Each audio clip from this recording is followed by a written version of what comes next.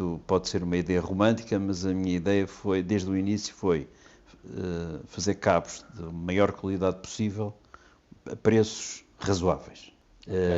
Não faz sentido estar a pagar por um cabo aquilo que eu posso pagar por um excelente amplificador.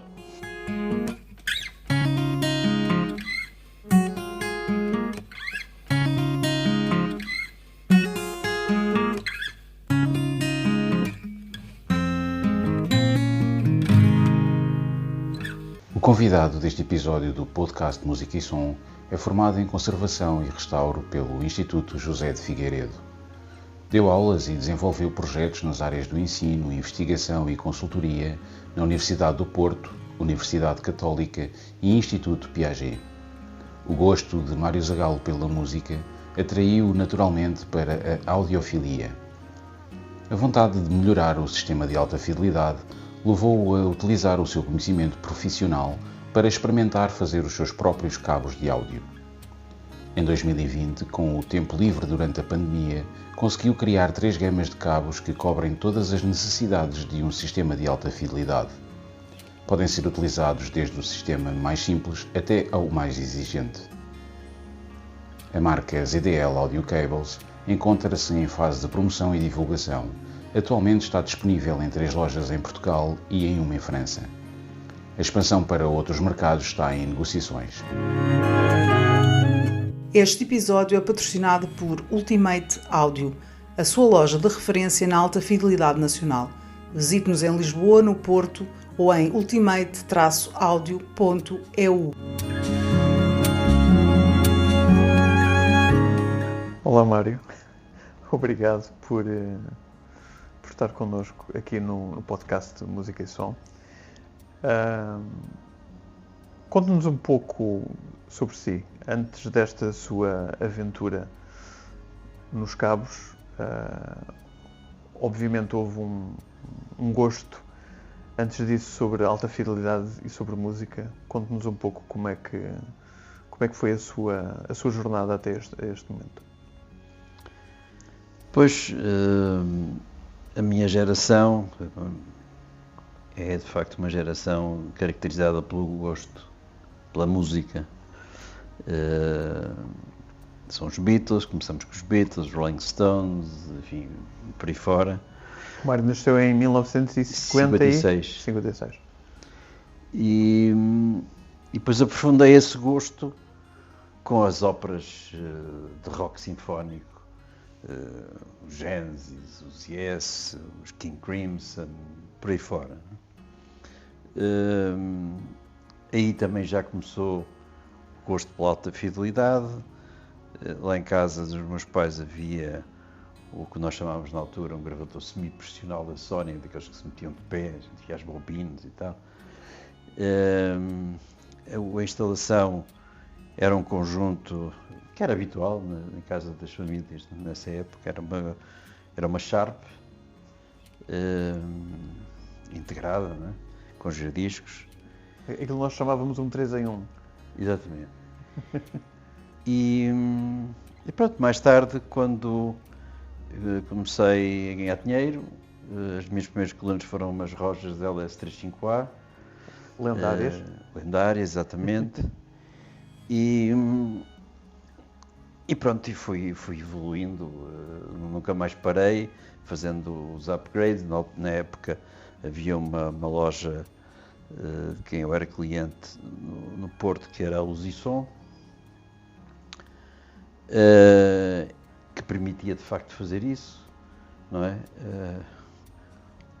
Os audiófilos e melómanos tratam bem os sistemas, portanto é prática comum haver retomas, não é? E com essas retomas dá-se a oportunidade a outros, menos endinheirados, momentaneamente ou não, de poderem também ter acesso a um sistema de alta fidelidade. Portanto, foi isso de uma forma genérica, até que cheguei a um ponto em que cheguei aos cabos. A sua fonte de predileção sempre foi o CD, nunca se deixou... Só muito recentemente é que retornei voltei ao vinil, Ao vinil. mas com uma força que nunca tinha tido, não é? Nunca me interessei muito pelo vinil. Chateava-me a história dos riscos e, portanto, aquilo cansava-me. Quando apareceu o CD Ou seja, foi um alívio. Quando apareceu o CD foi um alívio. E depois, como tinha dito, falei no gravador de Sony em casa dos meus pais e, portanto, tinha música gravada em fita. Era um reel-to-reel. Diga? Era um reel-to-reel. Sim. Um reel-to-reel. Exatamente. Okay. Portanto, nunca me fez grande falta o vinil. Tinha, claro, tinha discos, não é? Tinha vinil. Pronto, e depois foi sempre a avançar, sempre a subir, não é? Lentamente, até que, como estava a dizer há bocado, cheguei aos cabos. Na altura já era uma coisa que o incomodava, ou nem por isso? Em termos de criatividade? A qualidade, não a qualidade, sim. dos componentes. Claro que sim. Mas já fazia experiências em trocar? Fazia experiências. Com este toca melhor? Com todo tipo de cabo que eu achava interessante e comprava a metro e fazia cabos, etc. Portanto, e pronto, eu comprei os chamados cabos comerciais das marcas conhecidas, mas não havia incremento que justificasse o dinheiro que eu estava a gastar. E, portanto, comecei a sentir-me, de alguma forma, enganado. Até que... Ou seja, não era por trocar de marca ou por gastar mais dinheiro que sentia... Grandes melhorias, não. Grandes melhorias. Não. Eram pequenos... Ou sequer grandes diferenças. Eram pequenos detalhes, coisas que não... E que tinha a fazer um esforço e não sei se era efeito placebo aquilo, não é? Quer dizer, eu estava-me a esforçar para justificar que tinha gasto... o dinheiro que tinha dado. Sim. Portanto, como disse há pouco, a minha área de formação académica é conservação e restauro de obras de arte e a última especialidade que eu explorei foi a ourivesaria, mais concretamente a filigrana indo-portuguesa. Por desafio de um amigo meu, que entretanto percebeu que eu tinha um equipamento no ateliê que estava parado, que eu tinha comprado para a minha filha mais velha que fez um curso de joalharia, mas ela não seguiu, teve muito pouco tempo nesta área. Acabou por ficar com as ferramentas e no fundo não lhe estava a dar utilização. Os largos milhares de euros ali parados, simplesmente parados, não é? Inativos. Há coisas que apesar de tudo não acontecem por acaso. É verdade, parece que sim. E então um amigo meu, um dos maiores colecionadores de arte, para mim, não é para mim, é o maior colecionador de arte ligado à expansão marítima portuguesa, fez-me um desafio. E trouxe exatamente uma filigrana indo-portuguesa e perguntou se eu queria restaurar aquilo. E com a minha filha, que tinha formação na área, fizemos esse primeiro restauro, foi uma coisa relativamente pequena, e depois resolvi avançar nesta área. Mas desculpa interrompê-lo, mas surgiu-lhe logo a ideia, ou seja, ao estar a fazer esse restauro, ocorreu-lhe logo que provavelmente poderia usar as mesmas técnicas e as mesmas ferramentas para criar cabos? Não, isso surgiu posteriormente. Okay. Surgiu já no momento em que deixou de aparecer a filigrana indo-portuguesa, portanto, aquilo no mundo do comércio de obras de arte é muito curioso. Aqui há uns anos atrás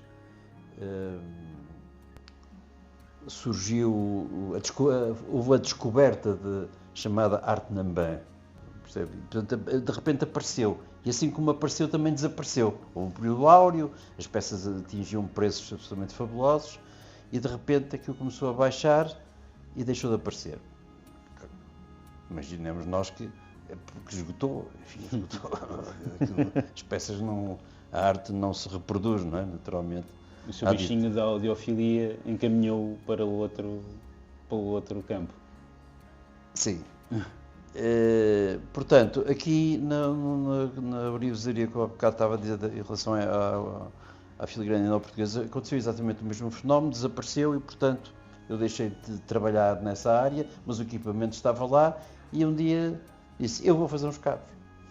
E utilizei, por acaso, um fio muito fino que eu tinha para lá, fio de 0,18 mm, e foi a primeira experiência, um cabo coaxial digital, liguei-o entre... Com fio de prata? Com fio de prata, com a liga de 925, o chamado toque de 925, ou seja, 925 de prata e 75, à volta de 75 de cobre, não é? Essa é, grosso modo, a percentagem. E achei interessante o resultado, porque percebi que conseguia manipular o som. E ali o que estava em questão não era se o som era melhor do que aquele que consegui obter com cabos comprados, mas aquilo que aconteceu foi que eu modifiquei bastante o som. E isso, claro, que fez-me um desafio, foi um desafio que eu senti, não é? Eu tenho que explorar isto. E pronto, foi aí que comecei. Num primeiro momento resolvi tentar desmistificar a questão da prata pura nos cabos de áudio. Aliás, curiosamente, uns anos antes tinha estado em casa de um cliente, no âmbito da conservação e restauro, e ele era também, sabia que eu era melómano e audiófilo, e foi-me mostrar uns cabos para aí com 4 mm de espessura, que brutal, estava numa gaveta, e disse, olha, eu até mandei fazer estes cabos, mas isto de facto não resulta mesmo. E eram de prata pura? Prata pura, exatamente. E cheguei à conclusão, de facto, que o resultado obtido de cabos de prata, só prata e prata pura, que é mau. É mau, causa fadiga. De facto, num primeiro momento, percebe-se que há muito detalhe, não é? Ficamos encantados com a informação que sai das colunas, mas não existem graves, por exemplo. E ao fim de 5 minutos, 10 minutos, a pessoa está exausta. Está a desligar o sistema. Exatamente. Não quero ouvir mais. Pronto, e comecei então a explorar o tipo de liga, portanto, a quantidade ou a proporção do cobre e da prata na liga. Pronto, e cheguei ali a um número que me pareceu interessante. Que não nos vai dizer qual é, porque é o segredo. Não vou. Porque é o segredo dos ZDL Cables. Claro. Quem quiser, se quiserem, podem desfazer os cabos, não é? Compram e desfazem os cabos e mandam analisar, porque consegue-se lá chegar. Dá trabalho, mas consegue-se. Portanto, esse foi o primeiro momento. Depois entendi, percebi de facto que o cobre era importante, naturalmente, e acrescentei o cobre, comecei a criar configurações, geometrias várias, muito entusiasmado. Houve dias e dias a fio em que trabalhava 14 e 15 horas por dia, ia jantar às 11 da noite, mas entusiasmado e apaixonado de facto do que estava a fazer. E a partir dessa altura é que começou a dar resultado, de facto. E começaram as audições na oficina. Tenho 2 sistemas, tenho um sistema em casa, na sala, e tenho outro sistema cá em baixo na minha oficina. Há um momento então em que percebe que tem ali produto que pode ser vendável. Sim, há um momento que claramente disse, não, isto pode-se fazer negócio com isto. E houve se calhar uma ideia romântica, mas sempre me irritou cabos a 10 mil euros, 20 mil euros, 40 mil euros, enfim, fortunas que eu não consigo perceber. Quer dizer, para quem, como eu, começou a fazer, se meteu nisto, percebe-se que há muito marketing nestas grandes marcas, em que as pessoas, e muita gente gosta de dizer, eu tenho uns não sei quantos, eu tenho X, ou Y, Exato. ou Z. Porque, por exemplo, uma das coisas que apareceu a partir de certa altura foi o chamado cobre OFC, não é? Oxygen Free Copper. Exato. Disse, mas qual é a diferença entre isto e o cobre macio, por exemplo? Bom, para chegar à conclusão, arranjei cobre OFC e fiz 2 pares de cabos exatamente iguais. Um com cobre sem ser OFC e outro com OFC. O resultado é exatamente o mesmo. Não há diferenças nenhumas. Nada, zero. Garanto, zero. Mas, se o problema é a oxidação... Quer dizer, mas há uma diferença que é o preço. Exatamente. Eu não comprei, o que eu fiz foi desmanchar uns cabos que eu sabia que tinha, não é? OFC, de maneira que ia gastar dinheiro nisso. Já o tinha gasto, e cabos estavam arrumados em caixotes, que eu tenho 3 ou 4 caixotes com cabos, não é? E portanto, e mais, ia dizer, e o cobre OFC oxida na mesma. Portanto, não... Então, durante anos esse mito também, acabei com ele. Durante anos a fio, as marcas, todo o dinheiro que gastaram em marketing nas embalagens a dizer OFC Free, chega-se à conclusão... Para mim é treta. É absoluta treta. Mas eu lembro-me perfeitamente, quando era miúdo, que havia ainda cabos, não estamos a falar agora destas marcas que custam rios de dinheiro, mas os singelos cabos de marcas como a Sony ou como a Philips, de terem bem explícito na embalagem ou OFC Free. Não, aliás, aqui há uns tempos um amigo soube que eu estava metido nestas questões, destas coisas do áudio e pediu-me ajuda. Tinha umas colunas JBL que eu lhe restaurei, mandei vir as suspensões. E disse, lá, que cabos é que tu tens de coluna?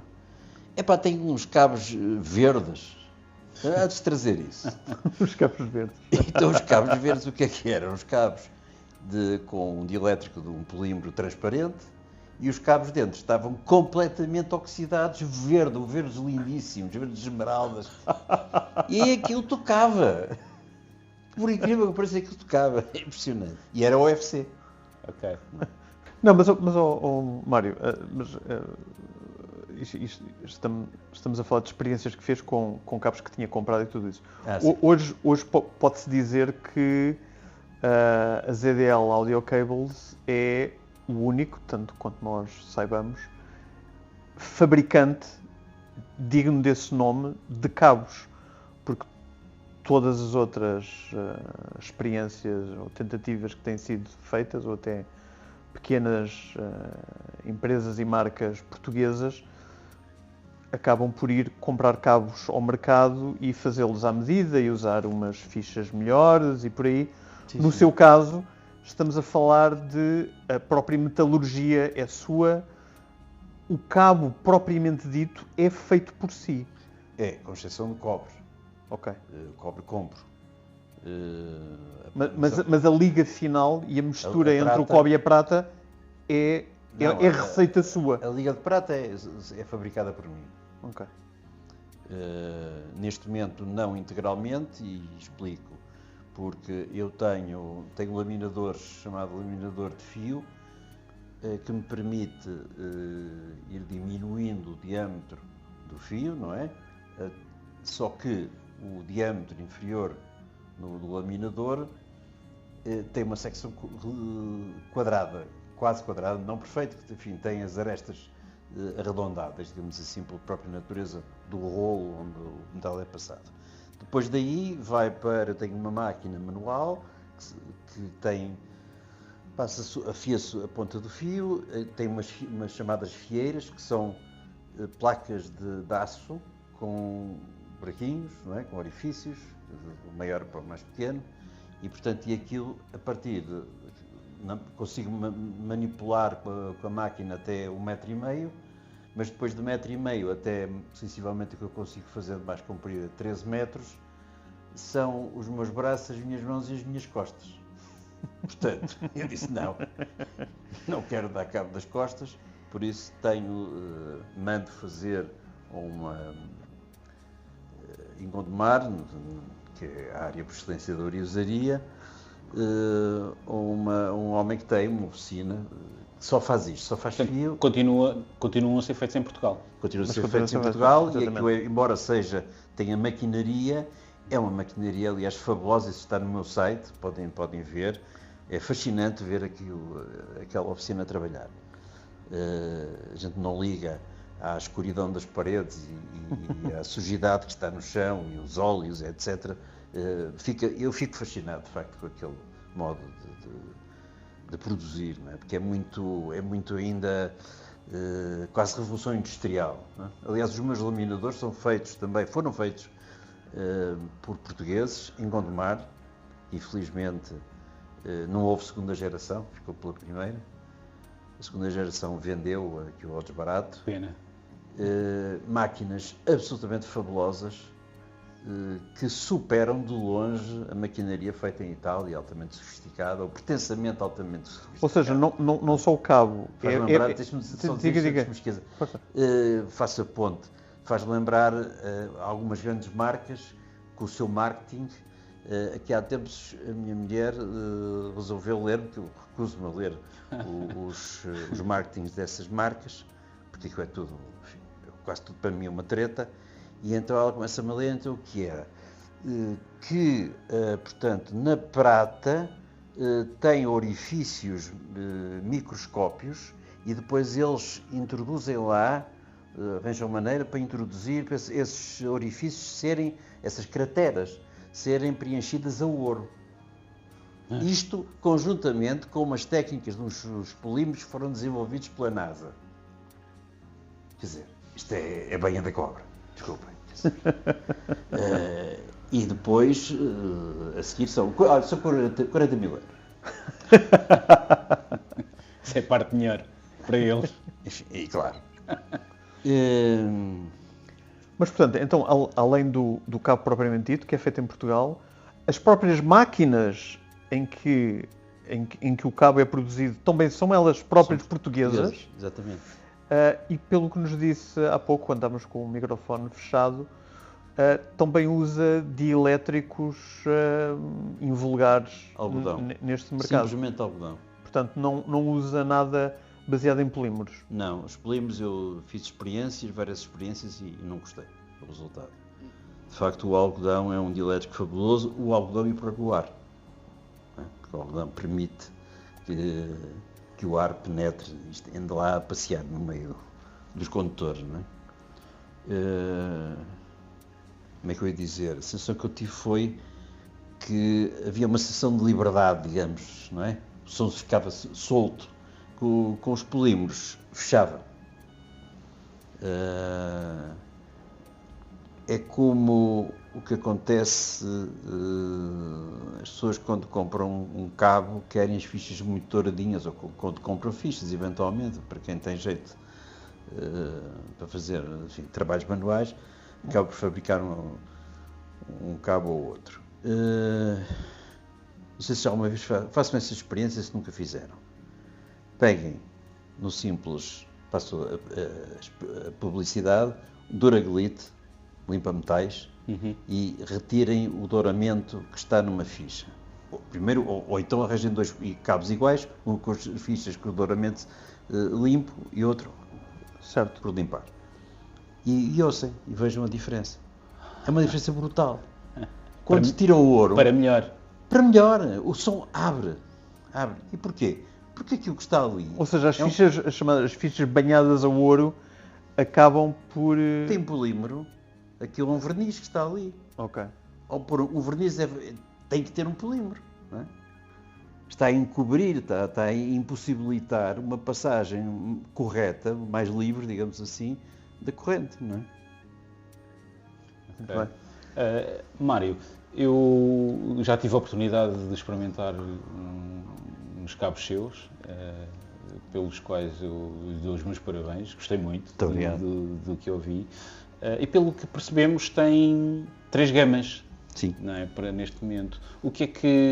Como é que distingue as gamas? Como é que chegou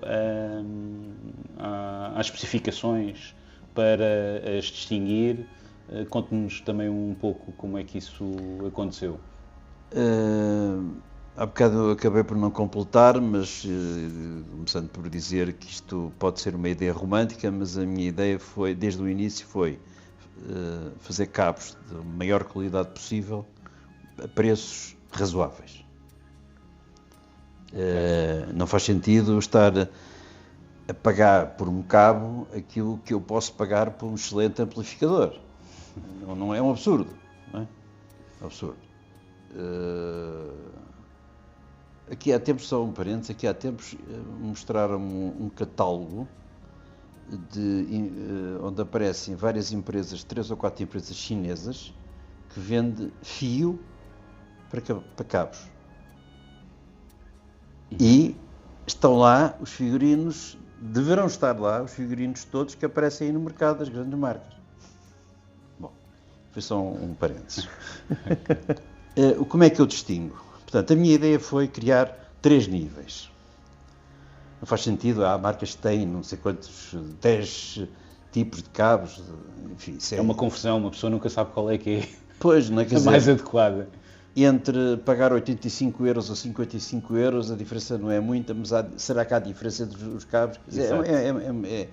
É um bocado tolo, na minha ótica. Portanto, há uma característica que é comum às 3 séries, que é o timbre e a neutralidade. Enfim, haverá outras também, como por exemplo a própria separação de canais, também é comum.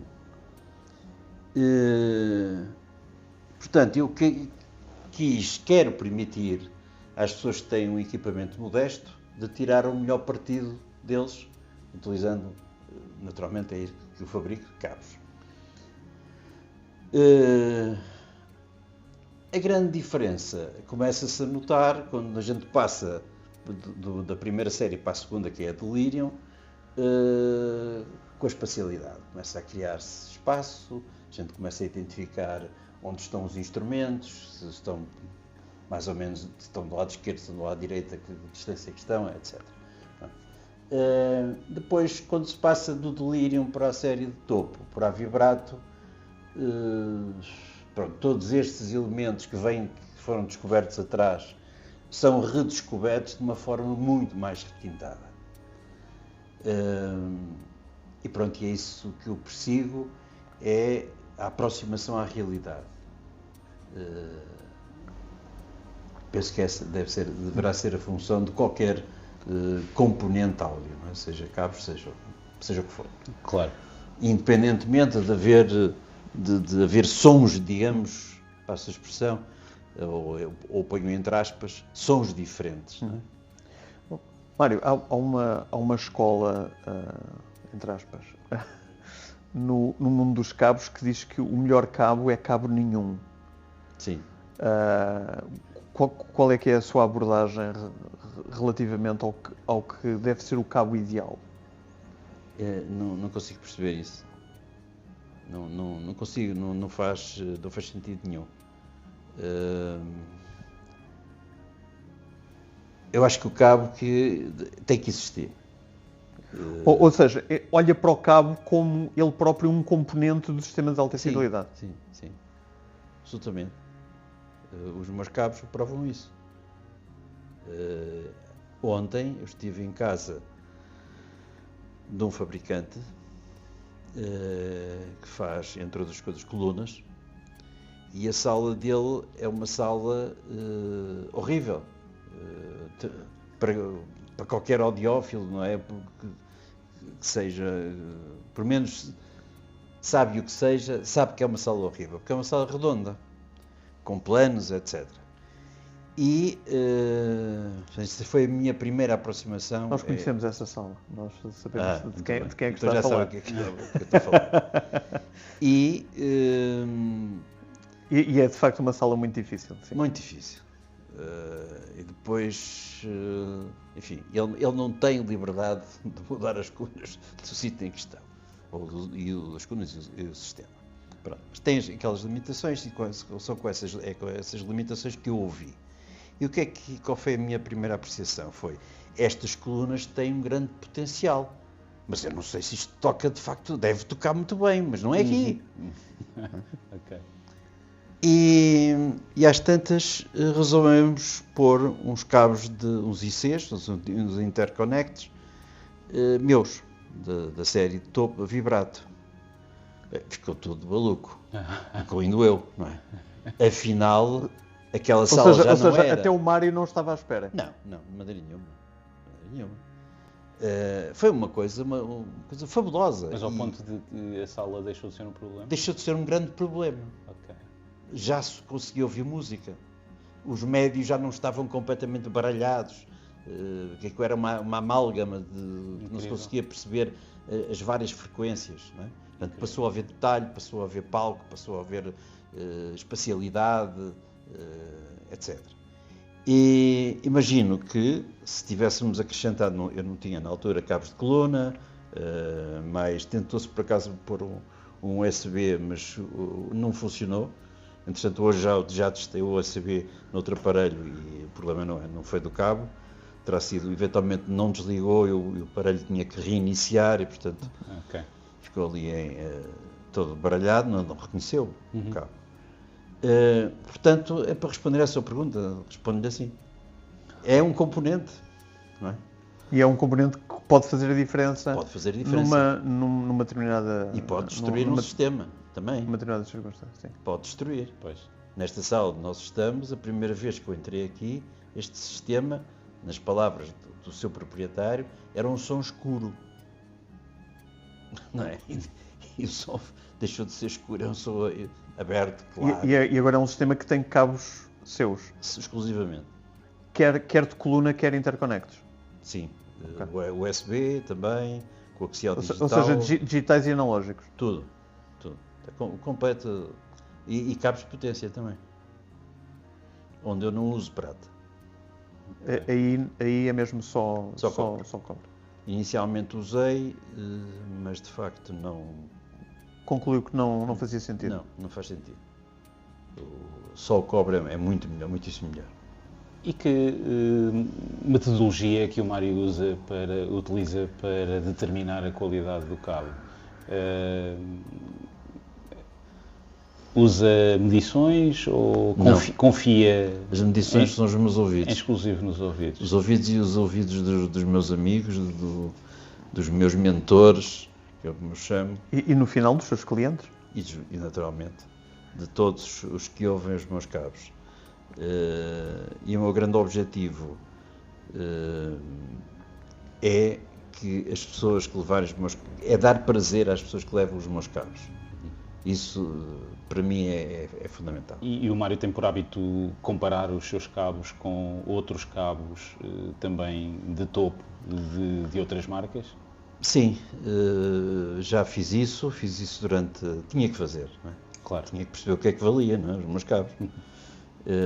Fiz isso com uma pessoa que infelizmente faleceu há relativamente pouco tempo, agora quando foi a epidemia, que foi o Luís Campos da Imba Acústica, que era uma pessoa encantadora, um gentleman, perfeito gentleman, e portanto ele sempre me apoiou neste sentido de...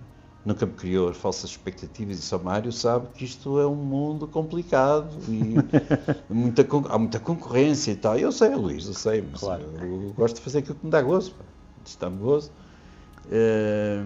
Só o prazer que eu tenho de vir aqui, experimentar os cabos, estar aqui consigo ouvir e apreciarmos e fazermos as críticas, etc. É fabuloso isso. Portanto, como estava a dizer, para responder à vossa pergunta, sim, experimentei na acústica e em casas de pessoas.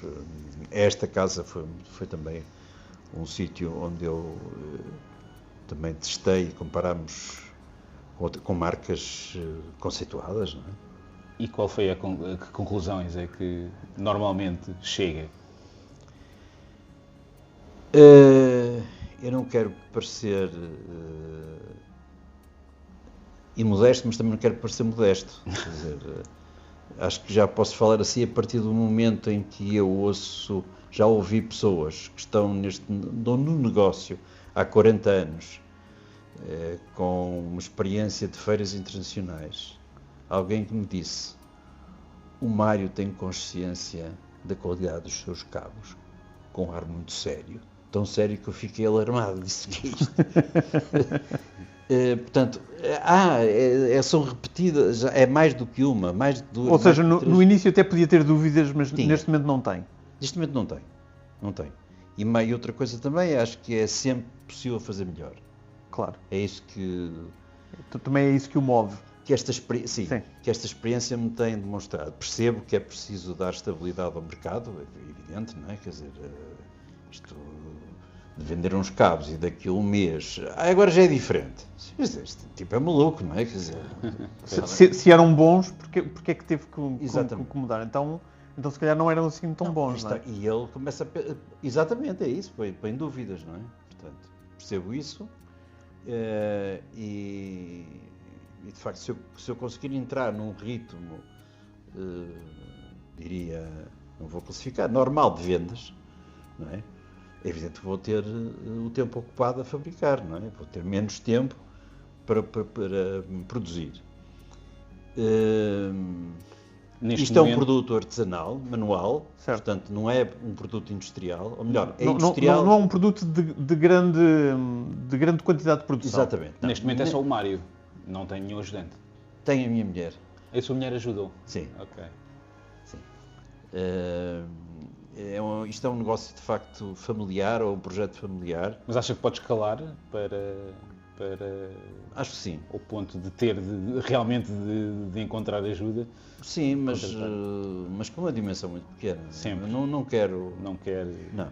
Okay. Não quero ter uma fábrica. O Mário acha que o facto de ser uma marca portuguesa é um handicap? Aqui em Portugal é. Aqui em Portugal, sinceramente, acho que sim. Ou seja, vê o mercado internacional com melhores olhos do que propriamente o português. Ou seja, neste sim. caso, pegando, e há bocado estávamos a falar em ditados populares, neste caso pode-se dizer que santos de casa não fazem milagres. Não. Temos o exemplo da Inos, vocês sabem perfeitamente que entrevistaram-nos há relativamente pouco tempo. Não é? Para ser bem sucedida, começou lá fora. Pois. É essa a solução. E não tem sequer... não se apresenta ao mercado como uma marca portuguesa. Apresenta-se como uma marca. Sim, pronto. Por acaso é portuguesa. Por acaso é portuguesa, mas poderia ser outra coisa qualquer. E a sua abordagem, no fundo, é semelhante. É semelhante. Ou seja, apresenta-se no mercado, tem um website que, por acaso, eu e o Fernando já tínhamos comentado, que está muito bem feito e tem um ar muito profissional. Foi uma das minhas filhas que fez. Damos os parabéns, porque de facto tem... Que não é costume, normalmente é uma coisa que... Não é hábito. Faz toda a diferença e não é... As marcas não é que seja difícil, mas a verdade é que na prática são poucos os websites no mundo da alta fidelidade que são bem conseguidos. Mas, portanto, tem um website e portanto, a sua cara perante o mercado também passa pelo website. Neste momento, aquilo que eu lhe pergunto é: vê a evolução da ZDL Audio Cables mais no mercado internacional? Sim, acho que sim. Lembro-me nessa entrevista que vocês fizeram aos criadores da Inos, nomeadamente à Amélia, suponho que é o nome dela, ela dizer que no mercado inglês as pessoas têm abertura para experimentar coisas, quer dizer, não estão enfiodadas às marcas, não é? Ao crocodilo, se nos lembrarmos dos polos, não é? Eu posso ter um polo, se calhar, ainda de muito melhor qualidade do que a do crocodilo, não é? Mas não tem crocodilo.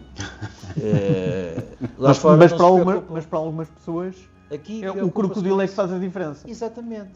E esse é o problema, não é? Esse é o problema.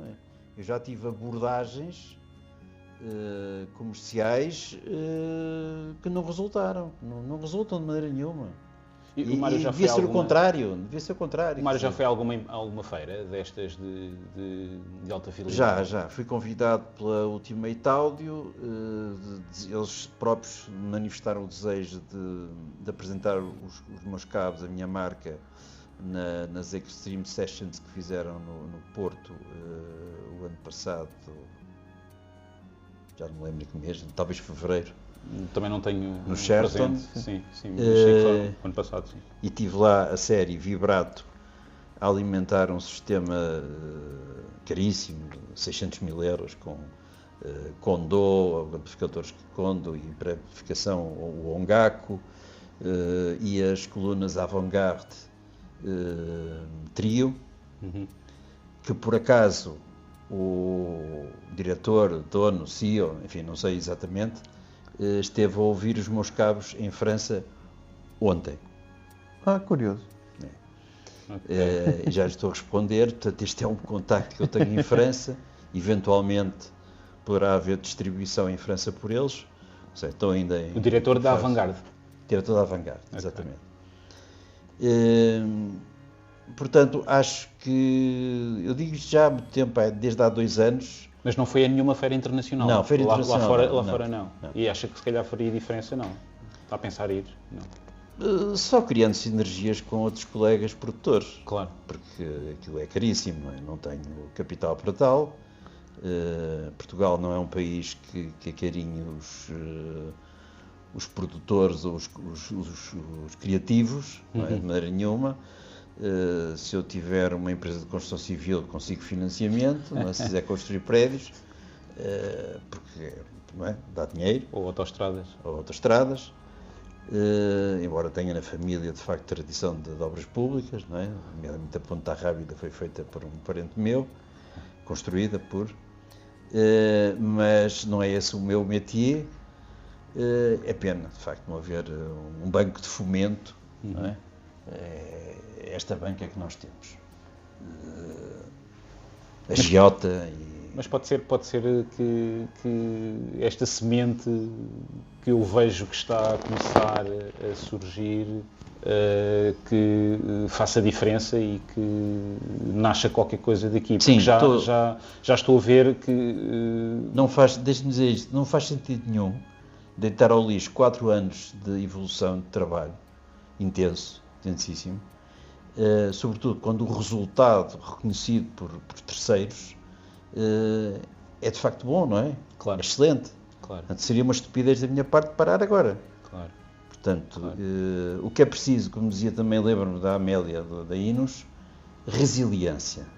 Sim, sem dúvida. E eu sou resiliente. Sou teimoso, sou paciente, sou conservador-restaurador. Claro. De formação. Claro. Tive um dos meus professores, foi o João Nkrumah, que era neto do antigo presidente do Ghana, que era um tipo muito interessante. Ele era negro, e de noite ele era engraçadíssimo a gente ver, porque a gente só via os olhos ou quando ele mostrava a palma das mãos. Era um tipo fabuloso. A primeira aula que nos dá disse isto. A atitude do conservador-restaurador tem que ser esta. Se vocês forem num autocarro, transporte público, estão a olhar para o banco da frente e vocês começam a perceber como é que o banco está apertado ao chassi, como é que as coisas todas funcionam e tal. E para isso é preciso capacidade de observação, paciência, persistência e também resiliência. E no fim de contas é isto, são estas características que levam nesta profissão de conservação e restauro a perceber a chamada história técnica dos objetos, não é? Que é a desmontagem das coisas. Eu aqui utilizo isso, mas depois faço o contrário, monto. Okay. Mas acho que esta abordagem em França ou fora de Portugal que é a única saída. Aqui não vejo... Aqui posso vender cabos aos amigos, como tem acontecido. Pois. Não é? Infelizmente sofremos do problema de dimensão de mercado, não é? Dimensão de mercado e falta de poder de compra. Mas já houve um comerciante português que me disse o seguinte: o Mário quer continuar a vender cabos para os amigos ou quer vender cabos a sério? Eu disse que queria vender cabos a sério também. Claro. Mas não aconteceu nada.